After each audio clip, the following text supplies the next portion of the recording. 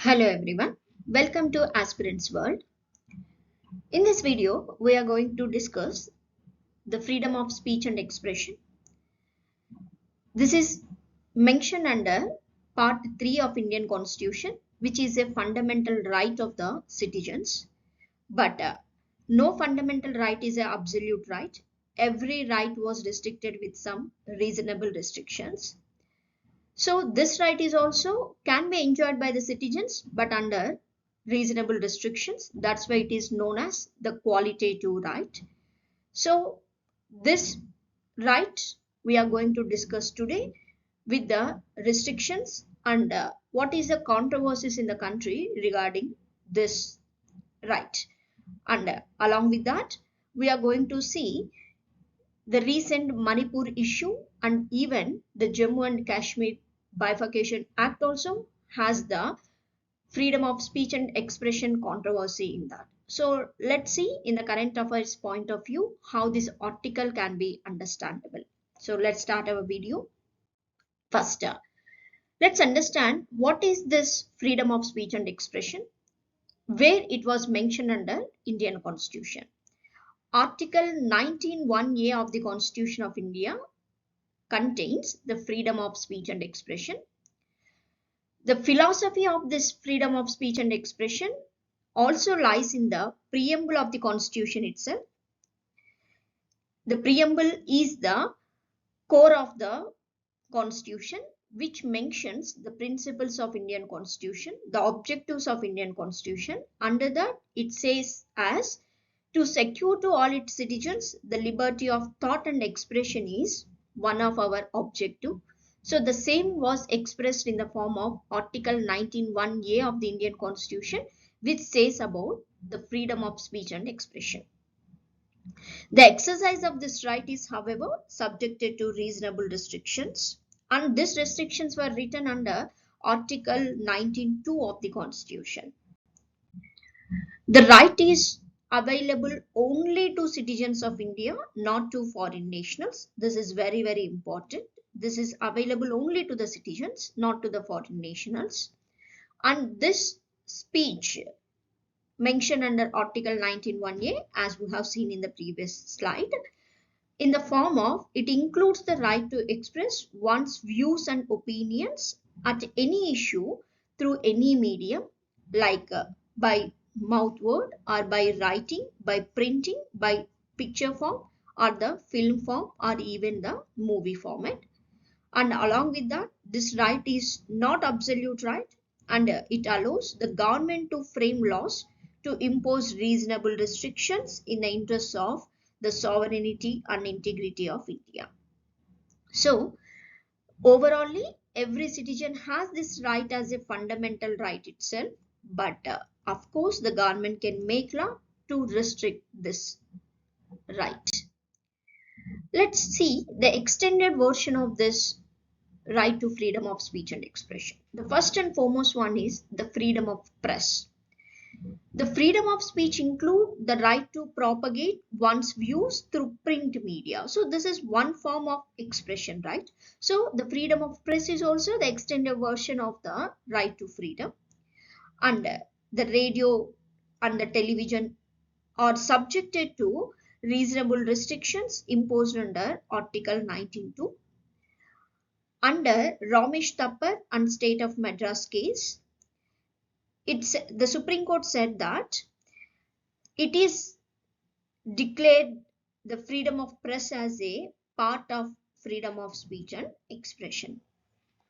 Under the right to broadcast, which is the somewhat broader view of the freedom of press, the concept of this right to broadcast is evolved in the process of technology and include all available means of expression and communication. This include even the electronic media and the broadcast media. So all these belong to the Article 19(1)(a), which is the freedom of right to speech and expression. So the right to information. The freedom of speech and expression comprises not only the right to express, publish and propagate the information. its circulation but also receive information. So this is very important. The freedom of speech and expression include right to import and receive information, which include freedom to hold opinions. RTA is implicit in the right to freedom of speech and expression under Article 19 of the Constitution. Along with that, the right to criticize, that is, everyone has a fundamental right to express their opinion regarding the government policies and even the operations of the government. So, under S. Rangarajan and Jagjeevan Ram case, the court said that everyone has this fundamental right to express their opinion against the government. So this is not comes under the grounds of restriction. You have this expression, you can criticize the government policies. So this is also now a part of the Article 19(1)(a). Now the question is whether this right was limited to only national boundaries or it is applicable beyond national boundaries. So for that, it's the Supreme Court said under Maneka Gandhi versus Union of India case, this is not only confined to national boundaries, it is applicable even beyond the national boundaries. So this freedom of speech and expression can be enjoyed by all the Indian nationals irrespective of the boundary of a nation. So it is applicable to all the citizens even after crossing the national borders. And one of the important point of this article is right not to speak and right to silence is also one of the form of expression. So it with regard to Article 19, it says if you want to be silent on some factors, if you don't want to express anything also, that is also considered as a point of the Article 19(1)(a). But the question here is whether we can remain silent while we sing the national anthem. So this is another question. So the court said you can be silent while the national anthem is being sung and in the country, but remember the court parallelly said it is your responsibility, it is your fundamental duty to give such type of respect to the national anthem also. So please go for your responsibility also.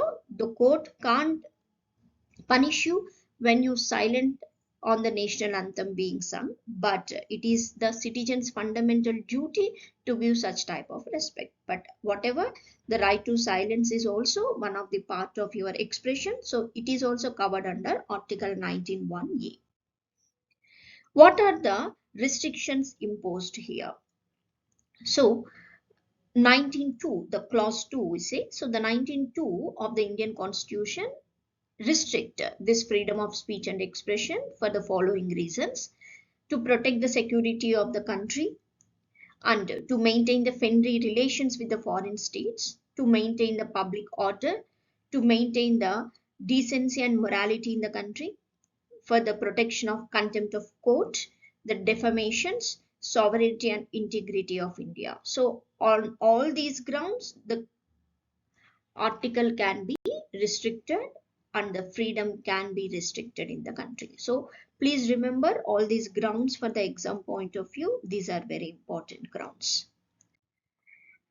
Let's see the right to internet. I want to speak separately on this because now it is a controversial issue in the country. So within few seconds we will get some idea how important it is to have a right to internet in the country. The internet allows us to share our thoughts and opinions with the people, but as usual, it is not an absolute right. That means one cannot write whatever they want on the internet. You can't express your opinions too high or to hurt the people, because no right is absolute right. In 2015, the Supreme Court of India declared that the access to the internet is a fundamental right. That means every citizen has a right to access the internet. But what is the problem here?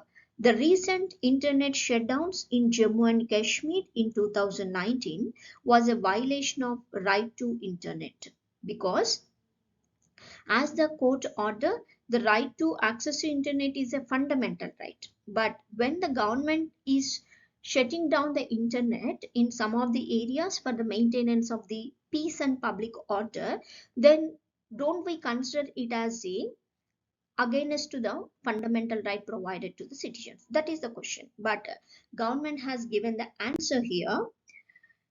We have to do this type of activities to reduce the spreading of the violence further.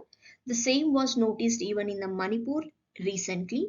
So the government said it is not against to the fundamental rights. The government has the right to restrict this type of rights whenever it is the maintenance of the public order in the country for the security of the country. So the court also accepted this opinion of a government, but it said do it only for the no good purpose.